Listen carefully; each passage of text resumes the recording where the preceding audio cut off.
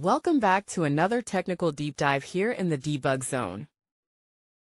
Today we're tackling a big question and breaking it down with insights from other users. Hopefully this clears up some misconceptions and helps you get the answer you need. So buckle up, stay a little curious, and let's jump right in.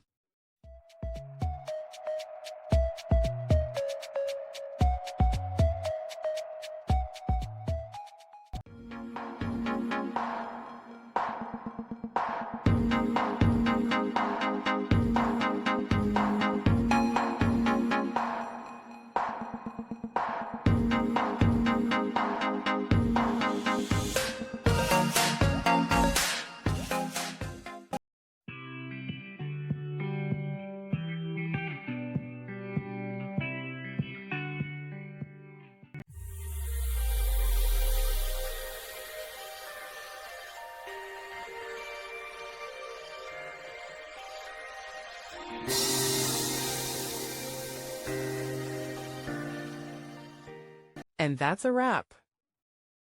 I hope you found the answer you were looking for. If you did, take a second to hit that subscribe button. It really helps out. And let me know in the comments which solution worked best for you. See you next time in the debug zone.